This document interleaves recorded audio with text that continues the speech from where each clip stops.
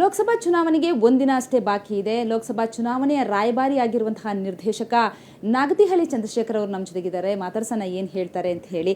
Sir, ಈ ಬಾರಿ ಏನು ಲೋಕಸಭಾ ಚುನಾವಣೆಗೆ ಅಂದರೆ ಪ್ರತಿ ಬಾರಿಯೂ ಅಷ್ಟೇ ಏನೋ ಮತದಾನ ಅಂತಂದರೆ ಜನರಲಿ ಅಸಡ್ಡೆ ಕಡಿಮೆ ಮತದಾನ ಆಗುವಂಥದ್ದು. ಈ ಬಾರಿ ಮತದಾನ ಹೆಚ್ಚು ಮತದಾನ ಆಗೋದಕ್ಕೆ ನೀವು ಯಾವ ರೀತಿ ಜಾಗೃತಿಯನ್ನು ಮೂಡಿಸ್ತಾ ಇದ್ದೀರಿ ಅಂತ? ಸಾಮಾನ್ಯವಾಗಿ ನಗರ ಪ್ರದೇಶಗಳಲ್ಲೇ ಈ ಥರದ ಸಿನಿಕತೆ ಹತಾಶೆ, ಅಯ್ಯೋ ಯಾಕೆ ಓಟ್ ಹಾಕಬೇಕು ಅನ್ನೋಂಥದ್ದು, ಅದು ತಪ್ಪು. ಅದಕ್ಕೆ ಸಿನಿಕತೆಗೆ ಅನೇಕ ಕಾರಣಗಳಿದೆ. ನಮ್ಮ ಪ್ರಜಾಪ್ರಭುತ್ವದ ಅನೇಕ ಲೋಪದೋಷಗಳಿಂದ ಜನಕ್ಕೆ ಯಾಕೆ ಮತದಾನ ಮಾಡಬೇಕು ಅಂತ ಅನೇಕರಿಗೆ ಅನಿಸುತ್ತೆ. ಆ ಅನಿಸಿಕೆ ತಪ್ಪು ಅಂತ ನಾವು ಹೇಳಬೇಕು. ಅದು ಒಂದು. ನಾನು ಚುನಾವಣಾ ರಾಯಭಾರಿಯಾಗಿ ಕೆಲಸ ಮಾಡುವಂಥದ್ದು ಅದು ಬಹಳ ಹೆಮ್ಮೆಯ ಸಂತೋಷದ ವಿಚಾರ. ನಾನು ಹೇಳೋದೇನೆಂದರೆ, ಮತ ಅನ್ನುವ ಶಬ್ದದ ಜೊತೆಗೆ ಅಂಟಿಕೊಂಡಿರುವ ಮತದಾನ, ಮತ ಭಿಕ್ಷೆ, ಸೆರಗೊಡ್ಡಿ, ಮತ ಯಾಚನೆ ಇವೆಲ್ಲ ತಪ್ಪು. ಮತ ಚಲಾಯಿಸುವುದು ಬೇರೆ, ದಾನ ಮಾಡೋದು ಬೇರೆ. ನೀವು ದಾನ ಮಾಡಿ ಪಡೆದುಕೊಳ್ಳೋ ಪುಣ್ಯ ಅಲ್ಲ ಇದು, ಪುಣ್ಯ ಪಾಪದ ಪ್ರಶ್ನೆ ಅಲ್ಲ ಇದು. ಇದು ಪ್ರಜಾಪ್ರಭುತ್ವದ ಒಂದು ಘನತೆಯುಳ್ಳ ಹಕ್ಕು. ಎರಡನೇದು, ನಿಮ್ಮ ಕುಟುಂಬದಲ್ಲೇ ಭಿನ್ನಾಭಿಪ್ರಾಯ ಇರ್ಬೋದು, ವಿರೋಧಾಭಿಪ್ರಾಯ ಇರ್ಬೋದು, ಅದನ್ನು ಬಹಳ ಆರೋಗ್ಯಕರವಾಗಿ ತಗೋಬೇಕು. ಚುನಾವಣೆಗಳಲ್ಲಿ ಸಹಜವಾಗಿ ಅದು ಒಂದು ಕೆಲವು ಸಂದರ್ಭಗಳಂತೂ ತುಂಬ ಪರಸ್ಪರ ವೈರಕ್ಕೆ, ಶತ್ರುತ್ವಕ್ಕೆ, ಗಲಾಟೆಗಳಿಗೆ ಕಾರಣ ಆಗುತ್ತೆ. ನಾನು ಮತದಾರ ಬಂಧುಗಳಲ್ಲಿ ಹೇಳ್ಕೊಳ್ಳೋದಂದರೆ, ಗುಪ್ತ ಮತದಾನ such a beautiful thing. You can cast your vote secret ballot, ಅದೊಂದಿದೆ. ಆ ದೃಷ್ಟಿಯಿಂದ ತಪ್ಪದೆ ಮತದಾನ ಮಾಡಿ. ಇದು ಲೋಕಸಭಾ ಚುನಾವಣೆ ಮಹತ್ವದ್ದು ಅಷ್ಟೇ ಅಲ್ಲ, ಯಾವ ಹಂತದ ಯಾವ ಸ್ತರದ ಚುನಾವಣೆಯಾದರೂ ನಿಮ್ಮನ್ನು ಪ್ರತಿನಿಧಿಸುವಂಥ ಒಬ್ಬ ಪ್ರತಿನಿಧಿಯನ್ನು ಆಯ್ಕೆ ಮಾಡಬೇಕಾದ್ರೆ ಅದು ಕೆಳಸ್ತರದ್ದಿರಲಿ ಮೇಲಸ್ತರದ್ದಿರಲಿ, ಚುನಾವಣೆ ಅದು ನಾನು ಎಲ್ಲ ಚುನಾವಣೆಗಳಲ್ಲೂ ಹೇಳುವಂಥದ್ದು. ಇದನ್ನು ನಾವು ಮಾಡದಿದ್ದರೆ, ಈಗ ನಾವು ಓಟ್ ಹಾಕ್ತೀವಿ ಸರ್, ನಮಗೆ ಗೊತ್ತು ನಾವು ಓಟ್ ಹಾಕ್ದವ್ರು ಗೆಲ್ಲಲ್ಲ ಅಂತ ಕೆಲವರು ಹೇಳ್ತಾರೆ. ನೀನು ಓಟು ಹಾಕಿದವರು ಗೆಲ್ಲದಿದ್ದರೂ ಕೂಡ ನೀನು ಓಟು ಹಾಕಿದ ಮನುಷ್ಯ ಒಬ್ಬ ಪ್ರಬಲ ವಿರೋಧ ಪಕ್ಷ ಆಗ್ತಾನೆ. ಪ್ರಬಲ ವಿರೋಧ ಪಕ್ಷ ಕೂಡ ಪ್ರಜಾಪ್ರಭುತ್ವ ತುಂಬ ಮುಖ್ಯ, ಬರೀ ಆಳುವ ಪಕ್ಷ ಅಲ್ಲ. ಒಂದು strong opposition party is very important for democracy. ಆ ದೃಷ್ಟಿಯಿಂದ ಸಕಾಲಕ್ಕೆ ಹೋಗಿ ಮತಗಟ್ಟೆಗೆ, ನೀವು ಮನೇಲಿ ಹಿರಿಯರಿದ್ದರೆ ಅವ್ರನ್ನೂ ಕರ್ಕೊಂಡು ಹೋಗಿ ಮತದಾನ ಮಾಡಿಸ್ಬೇಕು. ನೀವು ಯಾರಿಗೆ ಹಾಕ್ತಿರೋದು ನಿಮ್ಮ ಇಷ್ಟ. ನಮ್ಮ ಹಳ್ಳಿಯಲ್ಲಿ ನಾಗತಿಹಳ್ಳಿ ಸಂಸ್ಕೃತಿ ಹಬ್ಬ ಮೊನ್ನೆ ಮುಕ್ತಾಯವಾಯಿತು. ಅಲ್ಲಿ ಎಲ್ಲ ಯುವಕರನ್ನು ಎಲ್ಲ ಯುವಕ ಯುವತಿಯ ಸದಸ್ಯರನ್ನು ಕೂರಿಸ್ಕೊಂಡು ನೀವು ಯಾರಿಗೆ ಮತ ಚಲಾಯಿಸಬೇಕು ಅಂತ ನಾನು ಹೇಳಲ್ಲ, ಅದು ನಿಮ್ಮ ಹಕ್ಕು. ಆದರೆ ತಪ್ಪದೆ ಮತ ಚಲಾಯಿಸಿ. ಮತ್ತು ಭಿನ್ನಾಭಿಪ್ರಾಯಗಳನ್ನು ಗೌರವಿಸಿ. ಇದು ತುಂಬ ಮುಖ್ಯ, ಭಿನ್ನಾಭಿಪ್ರಾಯಗಳನ್ನು ಗೌರವಿಸೋದು. ಅವರು ಆಳುವ ಪಕ್ಷ ಆಗಲಿ ವಿರೋಧ ಪಕ್ಷ ಆಗಲಿ. ಎಲ್ಲಿವರೆಗೆ ನಮ್ಮಲ್ಲಿ ಈ ಸಹನೆಯ ಪ್ರಮಾಣ ಕಡಿಮೆ ಆಗ್ತಾ ಹೋಗುತ್ತೆ, ತಾಳ್ಮೆಯ ಪ್ರಮಾಣ ಕಡಿಮೆ ಆಗ್ತಾ ಹೋಗುತ್ತೆ, ನೀನು ನಂಬಿಕೆ ಬೇರೆ ನನ್ನ ನಂಬಿಕೆ ಬೇರೆ ಅಂದ ತಕ್ಷಣ ಶತ್ರುತ್ವ ಬೆಳೆಯುತ್ತೆ. ಇದು ತುಂಬ ಅಪಾಯಕಾರಿ ನಮ್ಮ ಪ್ರಜಾಪ್ರಭುತ್ವಕ್ಕೆ. ದೊಡ್ಡ ದೊಡ್ಡ ಪಕ್ಷದ ರಾಜಕಾರಣಿಗಳೇ ಸೋತಾಗ ಪರಸ್ಪರ ಗೆದ್ದಾಗ ಒಬ್ರಿಗೊಬ್ರು ಹೋಗಿ ಹಾರ ಬದಲಾಯಿಸ್ಕೊಂಡು ಅಭಿನಂದಿಸ್ತಾರೆ, ಒಟ್ಟಿಗೆ ಊಟ ಮಾಡ್ತಾರೆ. ನೀವು ಯಾಕ್ರಪ್ಪ ಕಿತ್ತಾಡ್ತೀರಿ? ಅದು ಬೇಕಾಗಿಲ್ಲ. ಆಮೇಲೆ ಪ್ರತಿಯೊಂದು ಚುನಾವಣೆಯೂ ಒಂದು ಅಗ್ನಿ ಪರೀಕ್ಷೆ. ಆ ಅಗ್ನಿ ದಿವ್ಯದಲ್ಲಿ ಯಾರು ಆದು ಬರ್ತಾರೋ ಅವರು ಮೇಲೆ ಹೋಗ್ತಾರೆ, ಎರಡನೇ ಸ್ಥಾನದಲ್ಲಿರೋ ವಿರೋಧ ಪಕ್ಷ ಆಗ್ತಾರೆ. ಅದರಿಂದ ಎಲ್ಲರೂ ತಪ್ಪದೆ ಮತ ಚಲಾಯಿಸಿ, ಮತದಾನ ಮಾಡಬೇಡಿ, ಮತ ಚಲಾಯಿಸಿ. ಪ್ರತಿಯೊಬ್ಬರೂ ಕೂಡ ಮತದಾನವನ್ನು ಮಾಡಿ ಅನ್ನುವಂಥದ್ದನ್ನು ಹೇಳ್ತಾ ಇದ್ರಿ. ಮತದಾನ ಪ್ರತಿಯೊಬ್ಬರ ಕರ್ತವ್ಯ ಕೂಡ. ಅದನ್ನು ನಿಭಾಯಿಸುವಂತಹ ಕೆಲಸವನ್ನು ನಿಮಗೆ ಕೊಟ್ಟಿದ್ದಾರೆ. ಸೊ ಅದನ್ನು ಹೇಗೆ ನಿರ್ವಹಿಸ್ತಾ ಇದ್ದೀರಿ? ಹೇಗೆ ಜಾಗೃತಿ ಪ್ರತಿಯೊಬ್ಬರಲ್ಲಿ, ಅಂದರೆ ಇತ್ತೀಚಿನ ದಿನಗಳಲ್ಲಿ ಯುವ ಜನತೆ ಕೂಡ ಮತದಾನವನ್ನು ಮಾಡ್ತಾ ಇಲ್ಲ. ಸೊ ಅದನ್ನು ಹೇಗೆ ನೀವು ನಿಭಾಯಿಸ್ತಾ ಇದ್ದೀರಿ? ಸಹಜವಾಗಿ ಬೇರೆ ಬೇರೆ ಕ್ಷೇತ್ರಗಳಲ್ಲಿ ಕೆಲಸ ಮಾಡೋ ನನಗೆ ಎಲ್ಲ ಪಕ್ಷಗಳ ಗೆಳೆಯರಿದ್ದಾರೆ, ಎಲ್ಲ ಪಕ್ಷಗಳ ಅಭ್ಯರ್ಥಿಗಳು, ಎಲ್ಲ ಪಕ್ಷಗಳ ರಾಜಕೀಯ ಧುರೀಣರು ಸ್ನೇಹ ಇದೆ. ಕೆಲವು ಪಕ್ಷಗಳು ಬಂದು ನನಗೆ ನಮ್ಮ ಪಕ್ಷಕ್ಕೆ ಪ್ರಚಾರ ಮಾಡಿ ಅಂತ ಕೇಳಿದ್ದುಂಟು. ನಾನು ಹೇಳಿದೆ, ನಾನು ಹಾಗೆ ಮಾಡಲಿಕ್ಕಿಲ್ಲ, ಮಾಡಬಾರ್ದು. ಯಾಕೆಂದರೆ ನಾನು ಒಂದು ಪಕ್ಷದ ಪ್ರತಿನಿಧಿಯಿಂದ ಹೊರಟು ಕೂಡಲೇ ನನ್ನ ಹಿಂದೆ ಇರುವ ನೂರಾರು ಜನ ಗೆಳೆಯರು, ಸಹೋದರರು ಎಲ್ಲ ನಾನು ಇಂಥ ಪಕ್ಷದವನು ಅಂತ ನನ್ನನ್ನು ಬ್ರ್ಯಾಂಡ್ ಮಾಡಿಬಿಡ್ತಾರೆ. ಅದು ಒಂದು ನಿಜವಾದ ಹಕ್ಕು ಒಬ್ಬ ವ್ಯಕ್ತಿಗೆ ಪ್ರಜಾಪ್ರಭುತ್ವದಲ್ಲಿ ಅಂತ ಅನಿಸಿದ್ರೂ ಕೂಡ ನನ್ನಂಥವರಿಗೆ ಉಂಟು ಮಾಡ್ತಕ್ಕಂಥ ಮುಜುಗರ, ಇಕ್ಕಟ್ಟು, ಅನೇಕ ಮುಕ್ಕಟ್ಟುಗಳಾಗುತ್ತೆ. ಯಾಕೆ ಅಂತಂತಂದರೆ, ನಾನು ಶಾಲೆ ನಡೆಸ್ತೀನಿ, ಒಂದು ಊರಲ್ಲಿ ಸಂಘಟನೆ ನಡೆಸ್ತೀನಿ. ಅದಕ್ಕೆ ನಾನು ಹೇಳೋದು, ನಾನು ಮುಖ್ಯವಾಗಿ ಸಾರ್ವಜನಿಕವಾಗಿ ಪಕ್ಷಾತೀತ. ನಾನು ಏನು ಅನ್ನೋದು ನನ್ನ ಬರವಣಿಗೆಗಳಲ್ಲಿ, ನನ್ನ ಸಿನಿಮಾದ ಮೂಲಕ ಹೇಳಿರ್ತೀನಿ. ಅದನ್ನು ಮತ್ತೊಮ್ಮೆ ಚುನಾವಣೆಯಲ್ಲಿ ಘಂಟಾಘೋಷವಾಗಿ ಒಬ್ಬ ಆ್ಯಕ್ಟಿವಿಸ್ಟ್ ಥರ ಹೇಳೋದಕ್ಕೆ ಅಗತ್ಯ ಇಲ್ಲ. ಯಾಕೆಂದರೆ ಅದು ಉದ್ದೇಶ ಏನು ಅಂತಂದರೆ, ಒಂದು ಉದಾಹರಣೆಗೆ ನಮ್ಮ ನಾಗತಿಹಳ್ಳಿ ಗ್ರಾಮ, ಅಲ್ಲಿ ಒಂದು ಅನೇಕ ಸಂಘಟನೆಗಳಿದ್ದಾವೆ. ಯುವಕ ಮಂಡಳಿ, ಯುವತಿ ಮಂಡಳಿ, ಅಭಿವ್ಯಕ್ತಿ, ಹಾಲು ಉತ್ಪಾದಕರ ಸಹಕಾರ ಸಂಘ, ಮಹಿಳೆಯರಿಗೊಂದು ಇತ್ಯಾದಿ ಎಲ್ಲ ಕಟ್ಕೊಂಡು ಏನೋ ಮಾಡ್ತಾಯಿದ್ದೀವಿ. ನಾವು ಒಂದು ಪಕ್ಷದ ಬ್ರ್ಯಾಂಡ್ ಆದ ತಕ್ಷಣ ಊರಿನಲ್ಲಿ ಗಲಭೆಗಳು, ಒಡೆದಾಟಗಳು, ಭಿನ್ನಾಭಿಪ್ರಾಯಗಳು ಶುರುವಾಗುತ್ತೆ. ಅದಕ್ಕೆ ಒಗ್ಗಟ್ಟಾಗಿ ಕರ್ಕೊಂಡು ಹೋಗ್ಬೇಕು ಎಲ್ಲರೂ ನಾವು. ಅದರಿಂದ ನಾನು ಸಾರ್ವಜನಿಕವಾಗಿ ಪಕ್ಷಾತೀತ. ನಾನು ಏನು ಅನ್ನೋದು ನನ್ನ ಬರವಣಿಗೆಯಲ್ಲಿ ವ್ಯಕ್ತವಾಗಬೇಕು, ನನ್ನ ಸಿನಿಮಾಗಳಲ್ಲಿ ವ್ಯಕ್ತವಾಗಬೇಕು, ನನ್ನ ಧೋರಣೆಗಳಲ್ಲಿ, ನನ್ನ ವೈಯಕ್ತಿಕ ಜೀವನ, ನನ್ನ ನಡವಳಿಕೆಗಳಲ್ಲಿ, ನನ್ನ ನಂಬಿಕೆಗಳಲ್ಲಿರಬೇಕು, ಸಿದ್ಧಾಂತಗಳಲ್ಲಿ. ಇದು ನನ್ನ ನಿಲುವು. ಕೆಲವರು ಮುಕ್ತವಾಗಿ ಇಂಥದ್ದೇ ಪಕ್ಷ ಅಂತ ಮಾತನಾಡ್ತಾರೆ. ನಾನು ಹೇಳೋದು ಅದು ನಿಮ್ಮ ಆಯ್ಕೆ. ಆದರೆ ಮತದಾನದ ಅವಶ್ಯಕ ಒಂದು ಅವಕಾಶವನ್ನು ತಪ್ಪಿಸ್ಕೋಬೇಡಿ. ವಿಶೇಷವಾಗಿ ನಮ್ಮ ನಗರದ ವಿದ್ಯಾರ್ಥಿಗಳು. ನಾನು ಒಂದು ತರಗತಿಯಲ್ಲಿ ಮೊನ್ನೆ ಕ್ಲಾಸ್ ಮಾಡುವಾಗ, ಯಾಕೆ ಸರ್ ಔಟ್ ಹಾಕಬೇಕು, ಏನಿದೆ ನಮಗೆ ಇದರಲ್ಲಿ ಅಂತೇನೋ ಅವನು ಕಷ್ಟ ಕಾರ್ಪಣ್ಯ ಹೇಳ್ಕೊಂಡು ಅವನಿಗೆ ಅದು ಅನ್ಯಾಯ ವ್ಯವಸ್ಥೆಯಿಂದ ಆದದ್ದು ಅಥವಾ ಅವನು ನೋಡಿದ್ದನ್ನು ಹೇಳೋಕ್ಕೆ ಶುರು ಮಾಡ್ದ. ನೋಡಪ್ಪ, ನಿನ್ನ ವೈಯಕ್ತಿಕ ನೋವು ಆಕ್ರೋಶಗಳು ಇರಬಹುದು. ಆ ಕಾರಣಕ್ಕೆ ನೀನು ಮತ ಚಲಾಯಿಸ್ತಾ ಹೋದರೆ ನಿನಗೆ ವೈಯಕ್ತಿಕವಾಗಿ ನೀನು ಅನ್ಯಾಯ ಮಾಡ್ಕೊಂಡ ಹಾಗೆ. ಎರಡನೇದು, ದೇಶಕ್ಕೆ ಅನ್ಯಾಯ ಮಾಡಿದ ಹಾಗೆ, ಈ ದೇಶದ ಪ್ರಜೆಯಾಗಿ ಅನ್ಯಾಯ ಮಾಡಿದ ಹಾಗೆ. ಏನು ನೀನು ಮತ ಚಲಾಯಿಸ್ತಿದ್ದ ಕ್ಷಣಕ್ಕೆ ನಿನ್ನ ನೋವುಗಳು ಬೆಳಗ್ಗೆ ಪರಿಹಾರ ಆಗಲ್ಲ, ಅಥವಾ ಚಲಾಯಿಸಿದ ಕೂಡಲೇ ಯಾರೋ ಬಂದು ಪವಾಡ ಮಾಡಲ್ಲ. ಆದರೆ ಇದು ಹೊಣೆಗಾರಿಕೆ, ಹಕ್ಕು, ಇದು ಜವಾಬ್ದಾರಿ. ನಿನ್ನ ಹತ್ರ ಒಂದು ಆಧಾರ್ ಕಾರ್ಡ್ ಇದೆ, ನೀನು ಎಲ್ಲೋ ಹೋಗ್ತೀಯ, ಬ್ಯಾಂಕ್ ಹೋಗ್ತೀಯ, ಕಾಲೇಜ್ಗೆ ಹೋಗ್ತೀಯ, ಸರ್ಟಿಫಿಕೇಟ್ ಕೊಡ್ತೀಯ, ಯಾರು ಕೊಡ್ತಾರೆ ಅದೆಲ್ಲ ಒಂದು ವ್ಯವಸ್ಥೆ ಕೊಡೋದು. ಆ ವ್ಯವಸ್ಥೆಗೆ ನೀನು ಋಣಿಯಾಗಿರಬೇಕು ಅಂದರೆ ಮತ ಚಲಾಯಿಸಬೇಕು ಅಂತ ಹೇಳಿದೆ. ಗೋವಾಕ್ಕೆ ಹೊರಟಿದ್ದ ಅವನು. ಹಾಗೆಲ್ಲ ಹೋಗಿಬಿಡಪ್ಪ, ಇಂಥ ಸಮಯವನ್ನು ಅಂಥ ಕ್ಷಣಗಳಿಗೆ ವ್ಯಯ ಮಾಡೋದು ತಪ್ಪು. ಸೊ ಹೀಗಾಗಿ ನಾನು ಸಾಂಘಿಕ ನೆಲೆಯಲ್ಲಿ ಮತ್ತು ವೈಯಕ್ತಿಕ ನೆಲೆಯಲ್ಲಿ ಜನರನ್ನಿಗೆ ಹೇಳ್ತಾ ಇರ್ತೀನಿ. ನಾನೇನು ದೊಡ್ಡದಾಗಿ ವೇದಿಕೆ ಕಟ್ಟಿಕೊಂಡು ಭಾಷಣ ಮಾಡೋಕ್ಕೋಗಲ್ಲ. ನನಗೆ ನನ್ನ ಚಿಕ್ಕ ಪುಟ್ಟ ಗುಂಪುಗಳಲ್ಲಿ ಶಿಷ್ಯರು ಅಥವಾ ಸಹೋದರರು, ನಮ್ಮ ಸಹೋದರಿಯರು, ನಮ್ಮ ಹಳ್ಳಿ, ಅಲ್ಲೆಲ್ಲ ಇದನ್ನು ಮತ್ತೆ ಚಿಕ್ಕ ಚಿಕ್ಕ ಸಭೆಗಳಲ್ಲಿ ಹೇಳ್ತೀನಿ. ಚುನಾವಣೆಯ ಮಹತ್ವ ಏನು, ಅದರ ಹಿನ್ನೆಲೆ ಏನು, ಅದು ಮತ್ತೆ ಸಿಗೋಲ್ಲ ನಿಮಗೆ. ಅದನ್ನು ಸರಿಯಾಗಿ ಉಪಯೋಗಿಸ್ಕೊಳ್ಳಿ. ಅದು ಮತ ಚಲಾಯಿಸಿ ಬರುವವರ ಮುಖದಲ್ಲಿ ಒಂದು ಹೆಮ್ಮೆ ಇರುತ್ತೆ. ನೀವು ನೋಡಬೇಕು, ಹಿಂಗೆ ಬರುವಾಗ ಒಂದು ಹೆಮ್ಮೆ ಇರುತ್ತೆ. ದೇ ಆರ್ ಪ್ರೌಡ್ ಸಿಟಿಸನ್, ನಾನು ಈ ದೇಶದ ಪ್ರಜೆ ಅಂತ. ಅಂಥ ಒಂದು ಹೆಮ್ಮೆನ ಯಾಕೆ ಕಳ್ಕೊಂತೀರಾ? ಕಳ್ಕೋಬಾರ್ದು. ನೀವು ಹಾಕುವ ವ್ಯಕ್ತಿ ಸೋಲ್ತಾನೆ ಅಂತ ಗೊತ್ತಿದ್ರೂ ಹಾಕಿ. ಯಾಕೆಂದರೆ ಅದು ನಿಮ್ಮ ಪ್ರಾತಿನಿಧ್ಯ. ಅದು ನೀವು ಓಟ್ ಹಾಕಿದ ತಕ್ಷಣ ಗೆದ್ದು ಬಿಡಬೇಕು ಅನ್ನೋದೊಂದು ನಂಬಿಕೆ ಇರೋ ಜನರಿಗೆ.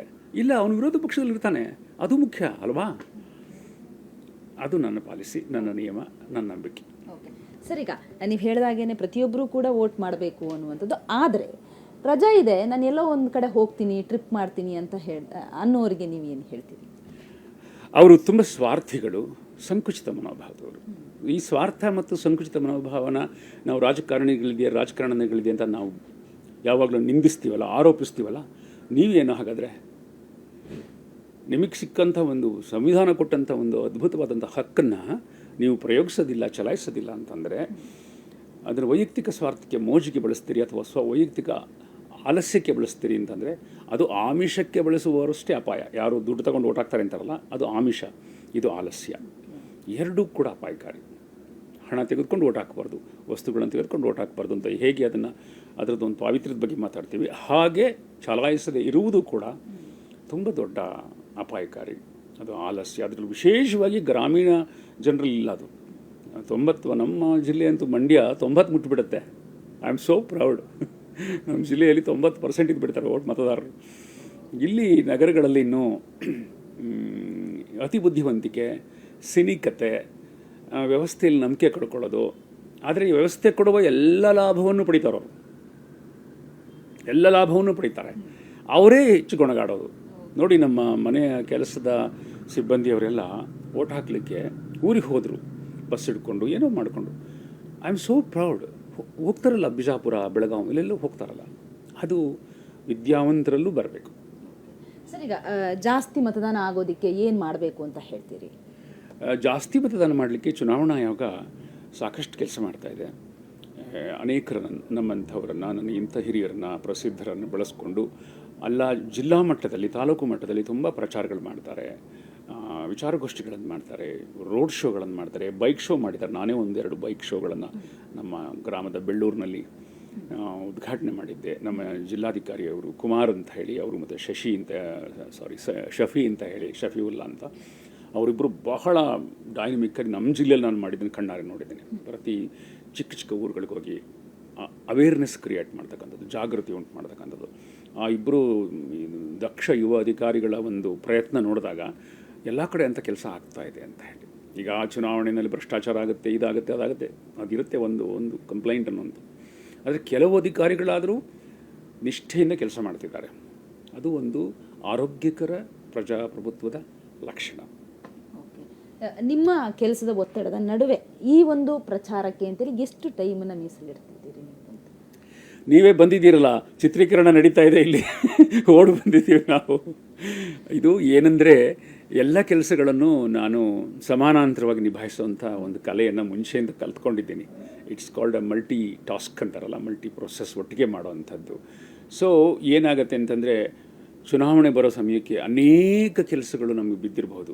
ಅದರ ಮಧ್ಯೆ ನಾವು ಅದಕ್ಕೆ ಬಿಡು ಮಾಡ್ಕೋಬೇಕು. ನಾಳೆ ಚುನಾವಣೆಗೋಸ್ಕರ ಇವತ್ತು ನಾವು ಇಡೀ ದಿನ ಚಿತ್ರೀಕರಣ ಮಾಡಿ ಪ್ಯಾಕಪ್ ಮಾಡ್ತಾಯಿದ್ದೀವಿ. ಯಾಕಂದರೆ ಇದು ಕೂಡ ಕೋಟ್ಯಾಂತರ ರೂಪಾಯಿನ ಬಂಡವಾಳ, ವೃತ್ತಿ, ನಮ್ಮ ಊಟ, ಅದನ್ನು ನಾವು ಮಾಡೋಕ್ಕಾಗಲ್ಲ. ಹಾಗಂತ ಚುನಾವಣೆ ದಿನವೂ ಶೂಟಿಂಗ್ ಮಾಡಿದರೆ ಮೂರ್ಖ ಅವನು. ಚುನಾವಣೆಯಾದ ಮರುದಿನದಿಂದ ನಮ್ಮ ಕೆಲಸಗಳು ಮತ್ತೆ ಅಪಾರವಾದ ಕೆಲಸ ಹೇರ್ಕೊಂಡಿದ್ದೀನಿ ನಾನು. ಇದನ್ನು ಯಾಕೆ ಹೇಳ್ತೀನಿ ಅಂತಂದರೆ, ನಾವು ಆದ್ಯತೆ ಕೊಡುವ ವಿಷಯ ಬಂದಾಗ ನಾವು ಪ್ರಥಮ ಆದ್ಯತೆಯಲ್ಲಿ ಇವನು ಇಡಲೇಬೇಕು. ಅದು ಕೊಡೋಕ್ಕೆ ಪ್ರಾರಂಭ ಮಾಡಿದರೆ ನಿಮಗೆ ಅದು it will finds it's place. ಮಾಡ್ಕೋಬೇಕು ನಾವು. ವೈಯಕ್ತಿಕವಾಗಿ 100 ಕೆಲಸಗಳಿರುತ್ತೆ. ನಾನು ಸಿನಿಮಾ ನಿರ್ದೇಶಕ, ಬರಹಗಾರ ಅಂತಲ್ಲ, ಎಲ್ರಿಗೂ ಇರುತ್ತೆ ಕೆಲಸಗಳು. ಆದರೆ ಚುನಾವಣೆಯ ಸಂದರ್ಭದಲ್ಲಿ ನೋಡಿ, ನಾನು ಶತಾಯುಷಿಗಳು ಕೋಲೂರ್ಕೊಂಡು ಬಂದು ಮತ ಚಲಾಯಿಸ್ತಾರೆ. ಕೋಲೂರ್ಕೊಂಡು ಬಂದು ಆರೋಗ್ಯವಂತ ಯುವಕರು ಹಾಗೆ ಮಾಡ್ತಿದ್ರೆ ಹೇಗೆ? ಸೊ ಮತ ಚಲಾಯಿಸೋದಕ್ಕೆ ಅನುವು ಮಾಡಿಕೊಡಿ. ನೀವು ಎಷ್ಟು ಕೆಲಸಗಳಿದ್ರೂ ಕೂಡ ಅದನ್ನು ಬೆಳಗ್ಗೆ ಅರ್ಲಿ ಮಾರ್ನಿಂಗ್ ಹೋದರೆ ನಿಮಗೆ ಮತಗಟ್ಟೆಗಳು ಖಾಲಿ ಇರ್ತವೆ. ಆಮೇಲೆ ಸ್ವಲ್ಪ ರಶ್ ಆಗುತ್ತೆ, ಅಥವಾ ಸಂಜೆಗಳಲ್ಲಿ ಹೋಗ್ತಾ ಸ್ವಲ್ಪ ನಿಮಗೆ ಅವಕಾಶ ಸಿಗುತ್ತೆ. ಸೊ ಬಿಡು ಮಾಡಿಕೊಂಡು ಆಮೇಲೆ ಎಲ್ಲರಿಗೂ ಮತಗಟ್ಟೆಗಳನ್ನು ವಾಕಬಲ್ ಡಿಸ್ಟೆನ್ಸಲ್ಲಿ ಕೊಟ್ಟಿರ್ತಾರೆ. ಅದು ಅದ್ಭುತ. ಅದು ರಷ್ಯಾದಂಥ ದೇಶಗಳು, ಚೀನಾದಂಥ ದೇಶಗಳಿಗೆ ಹೋಗಿ ನೋಡಿದರೆ ಮತಗಳಾಗೋ ರೀತಿ, ಮತಗಟ್ಟೆಗಳಾಗೋ ರೀತಿ, ಕ್ಯಾಲ್ಕುಲೇಷನ್ ಆಗೋ ರೀತಿ, ಅವುಗಳನ್ನು ಕೌಂಟ್ ಮಾಡೋ ರೀತಿ ನೋಡಿದರೆ ಭಯ ಆಗುತ್ತೆ. ನಮ್ಮ ದೇಶದಲ್ಲಿ ಇನ್ನೂ ಜಗಳಾಡಬಹುದು, ಕೇಳಬಹುದು, ಪ್ರತಿಭಟನೆ ಮಾಡಬಹುದು. ಆ ದೃಷ್ಟಿಯಿಂದ ಭಾರತೀಯ ಪ್ರಜೆ ಅನ್ನುವನು ನನ್ನ ದೃಷ್ಟಿಯಲ್ಲಿ ಸುಖಿ, ಅದೃಷ್ಟವಂತ, ಅನೇಕ ವಿಷಯಗಳಲ್ಲಿ ಪ್ರತಿಭಟನೆಗೆ ಅವಕಾಶ ಇರತಕ್ಕಂಥವನು. ಅದು ಉಳಿಸ್ಕೋಬೇಕು ಅಂದರೆ ಚಲಾಯಿಸಬೇಕು ಮತವನ್ನು. ಚುನಾವಣಾ ಪ್ರಕ್ರಿಯೆಯಲ್ಲಿ ನಾವು ಭಾಗವಹಿಸಬೇಕು. ಸರ್, ಕೊನೆಯದಾಗಿ ನೀವೇನಾದರೂ SMS ಮೂಲಕ ಅಥವಾ ಸಾಮಾಜಿಕ ಜಾಲತಾಣದ ಮೂಲಕ ಈ ಮತದಾನವನ್ನು ಮಾಡಿ ಅನ್ನುವಂತಹ ಒಂದು ಏನಾದರೂ ಜಾಗೃತಿಯನ್ನು ಮೂಡಿಸುವಂಥದ್ದು ಏನಾದರೂ ಮಾಡ್ತಿದ್ದೀರಾ? ಹೇಗೆ? ಇಲ್ಲ, ಮಾಡಿಲ್ಲ. ಚುನಾವಣಾ ಆಯೋಗಕ್ಕೆ ಅನೇಕ ಈ ಥರದ ಬೈಟ್ಸ್ಗಳು, ಫೋಟೋಗ್ರಾಫ್ಸು, ಟೆಕ್ಸ್ಟ್ಗಳು, ಸಿಗ್ನೇಚರು ಅದನ್ನು ಮಾಡಿದ್ದೀನಿ. ಒಂದು ವೈಡಾಗಿ ಸರ್ಕ್ಯುಲೇಟ್ ಆಗುತ್ತೆ ಅಂತ.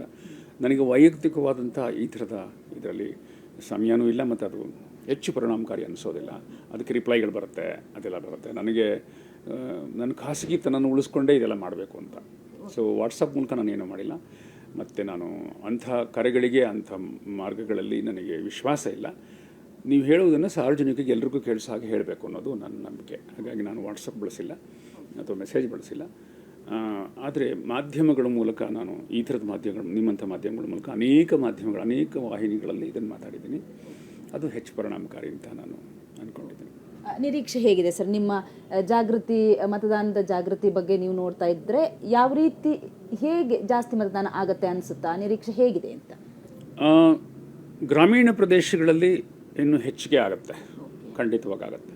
ಯಾಕೆಂದರೆ ಯಾವ ಟೀ ಶಾಪು, ಯಾವ ಜಗಲಿ ಕಟ್ಟೆಗೆ ಹೋದರೂ ಜನ ವೈಬ್ರೆಂಟ್ ಆಗಿದ್ದಾರೆ, ಮಾತಾಡ್ತಿರ್ತಾರೆ. ಅವ್ರದ್ದು ಈ ರೀತಿ ಅನಾಲಿಸಿಸ್. ಕೆಲವರು ಏಕವಚನದಲ್ಲಿ ಮಾತಾಡ್ತಾರೆ, ಕೆಲವರು ಬಹುವಚನದಲ್ಲಿ ಮಾತಾಡ್ತಾರೆ, ಅಬ್ಯೂಸಿವ್ ಲ್ಯಾಂಗ್ವೇಜಲ್ಲಿ ಮಾತಾಡ್ತಾರೆ, ಇನ್ನು ಕೆಲವರು ಎಮೋಷ್ನಲ್ ಲ್ಯಾಂಗ್ವೇಜಲ್ಲಿ ಮಾತಾಡ್ತಾರೆ. ಅಲ್ಲಿದೆ. ಈ ನಗರದಲ್ಲಿ ಇದ್ದಾರಲ್ಲ ಜನ, ಭಾಳ ಹಿಪೋಕ್ರೆಟ್ಸು. ಎಲ್ಲರೂ ಅಲ್ಲ, ತುಂಬ ಜನ. ಸೋಗು ಜಾಸ್ತಿ ಮತ್ತು ಸ್ಪಷ್ಟತೆ ಇರಲ್ಲ. ಹೀಗಾಗಿ ಇಲ್ಲಿ ಎಷ್ಟರ ಮಟ್ಟಿಗೆ ಇನ್ಕ್ರೀಸ್ ಆಗುತ್ತೆ ಗೊತ್ತಿಲ್ಲ ನನಗೆ, ಎ ಸಿಟಿಗಳಲ್ಲಿ. ಆದರೆ ಬಿ ಟೌನಿಂದ ಮುಂದಕ್ಕೆ ಜನ ತುಂಬ ನೇರ ಮಾತಾಡ್ತಾರೆ. ಅದರಿಂದ ಅವರು ಕಾಯ್ತಾ ಇದ್ದಾರೆ ಅಂತ, ಚುನಾವಣೆಗೆ ಅಂತ. ಇಲ್ಲಿ ಚುನಾವಣೆಗೆ ಕಾಯುವಂಥ ಒಂದು ತವಕ ಇಲ್ಲ. ಓ ಹೌದಲ್ಲ, ಅವತ್ತು ರಜಾ ಇದೆಯಲ್ಲ ಅಂತ ಎರಡನೇ ಯೋಚನೆ ಮಾಡ್ತಾರೆ. ಸೊ ಗ್ರಾಮೀಣ, ವಿಶೇಷವಾಗಿ ಗ್ರಾಮೀಣ ಮಹಿಳೆಯರು ತುಂಬ ಜಾಗೃತ ಸ್ಥಿತಿಯಲ್ಲಿದ್ದಾರೆ. ಅದು ಒಳ್ಳೆಯ ಲಕ್ಷಣ ನಮ್ಮ ಪ್ರಜಾಪ್ರಭುತ್ವಕ್ಕೆ. Thank you sir. Thank you. ಪ್ರತಿಯೊಬ್ಬರು ಕೂಡ ಮತದಾನ ಮಾಡಿ ಮತ್ತು ಮತದಾನ ಮಾಡೋದಕ್ಕೂ ಕೂಡ ಅವಕಾಶ ಮಾಡಿಕೊಡಿ, ಪ್ರಜಾಪ್ರಭುತ್ವದ ಹಬ್ಬವನ್ನು ಸಂಭ್ರಮದಿಂದ ಆಚರಣೆ ಮಾಡಿ ಅನ್ನುವಂತಹ ಮಾತನ್ನು ನಾಗತಿಹಳ್ಳಿ ಚಂದ್ರಶೇಖರ್ ಅವರು ಹೇಳ್ತಾ ಇದ್ದಾರೆ. ಬೆಂಗಳೂರಿನಿಂದ ಕ್ಯಾಮ್ರಾ ಪರ್ಸನ್ ಶಿವಕುಮಾರ್ ಜೊತೆಗೆ ಮಮತಾ ಮರದಾಳ, ಏಷ್ಯಾನೆಟ್ ಸುವರ್ಣ ನ್ಯೂಸ್.